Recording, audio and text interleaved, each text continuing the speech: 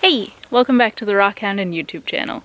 Today I'm taking a little meander through Mark Twain National Forest, kind of the more west side of it. I know it stretches all the way almost up to St. Louis here in Missouri, but this is just some private property, and just wanted to take a little walk down to the creek, see what I could find. I've found some really great fossils down here before, so I've got my snacks and water and a little walking stick. And my little buddy is already going ahead of me, so I'm gonna go catch up to him, see if he's found anything good.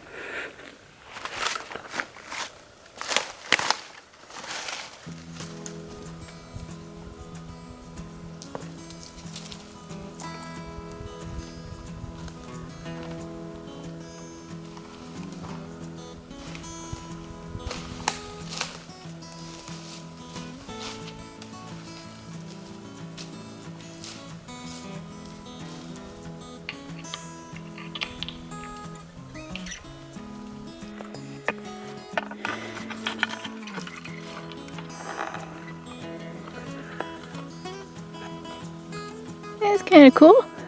Little horseshoe. It's still got the like spikes on the back. I don't think I've ever seen that before. There's a lot of old tires up there that someone's dropped.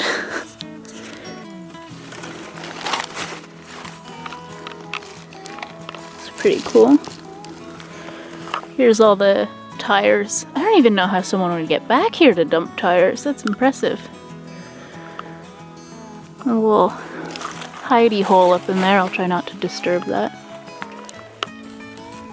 Just sitting down, taking a little break before I head off to the next part of the creek. I seem to have been abandoned by my dog.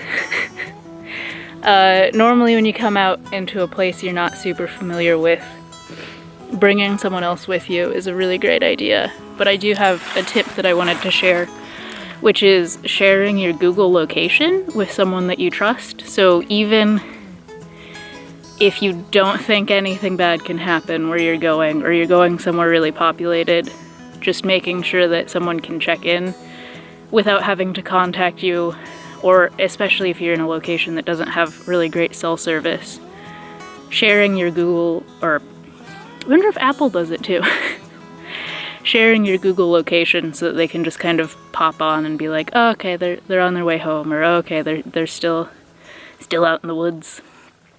But I'm just gonna sit here and get a drink and then head back down to the rest of the creek bed. It hasn't rained in a while, so hopefully it's a little dry, but it's drizzling a little bit right now. That's really awesome.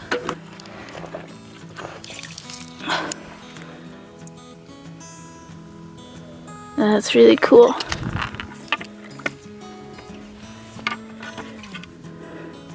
Yeah, this is why I like this thing so much, because I don't like sticking my hand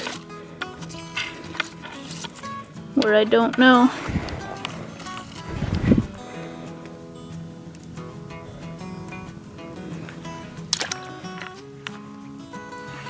This looks pretty cool, but it's kind of tucked into the back there, and I don't want to disturb things too much. This is super cool. Might take this one home. That color difference is just awesome. This is the part where I should let you know that I have no idea what I'm doing, and I'm just picking up pretty rocks. I can't identify anything to save my life, so don't expect this to be educational in the slightest. So another quick tip that I just thought of when I picked up this little guy is I've brought a backpack full of like snacks and water and fun things that I need, and I didn't think to bring a bag for wet gross rocks. I think I need to get one of those like little doggy bag dispensers and clip it to my bag so that I can package up cool rocks and put them somewhere safe. I do have a blanket. Yeah, I overpacked. This is a 30-minute meander through the woods, and I brought a blanket. But I might just tuck it in there a little bit, I guess. Just flipped this thing over. Look at that awesome little tiny seashell right there. That's so cool. It's just perfectly on top of this rock. Oh, that's awesome. Let's see if you can even see that. There's a little bit of... I wish I brought a bottle of water with me, but in that tiny little pocket, there's a little bit of druzzy crystal forming. And then these awesome banding. Yeah, I think I need to bring just a camelback so that I can spray stuff. But that's cool, just a tiny little growth in there. You get a lot more of that up north, like St. Francis, more towards St. Louis in Mark Twain. But down here, it's certainly a little rare.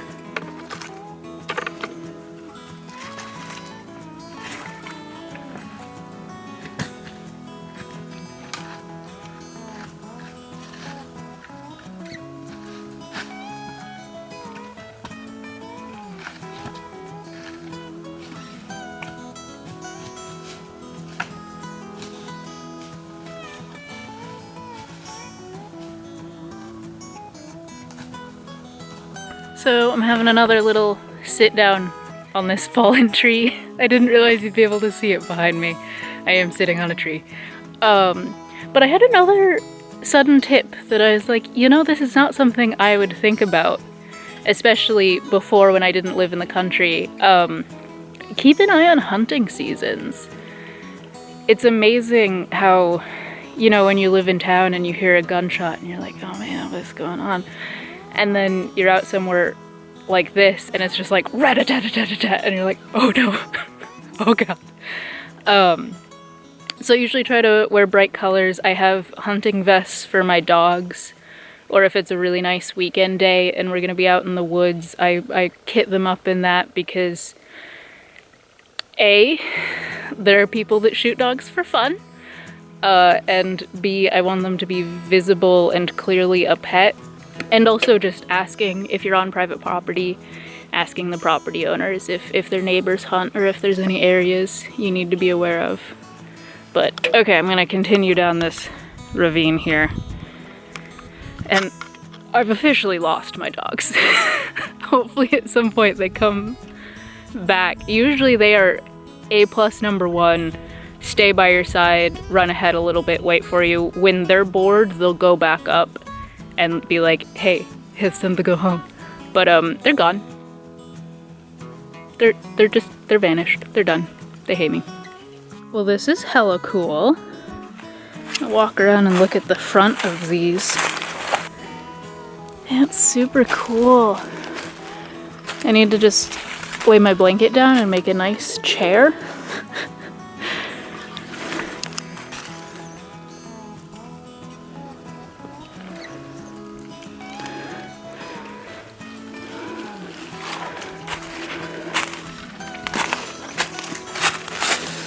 Okay, so I've made it to the creek bed I was kind of originally looking for. I'm just gonna wander around. My shoes are supposed to be waterproof, but we're gonna try not to test that today.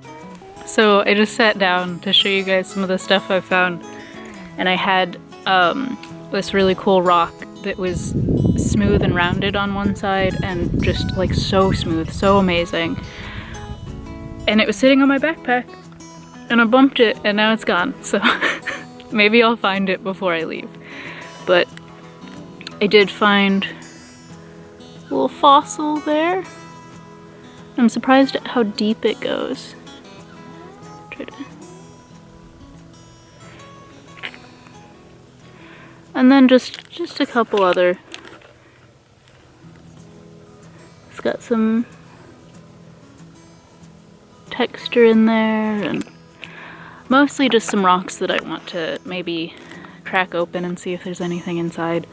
Any fossils that can be revealed. Here's a rock that I cracked open that's pretty cool.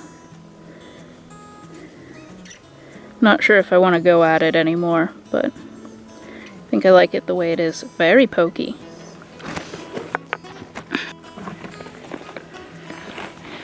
Okay, brought back a couple little things. That's pretty cool. And then just some rocks that I'm gonna crack open and see if I can see if there's anything buried inside. I opened this one, and it almost looks like it's got bones. Like, the sediment that's building inside isn't completely fossilized. It was really cool how the powder fell out. I think I've got the other half here. So you can see goes pretty far deep in there. And then this side's got a little more visible shape to it. I'm just gonna have to clean these up when I get home and hopefully get some better images. But I'm just gonna smack some stuff open and see if there's anything fun inside. Trying to find a good, like,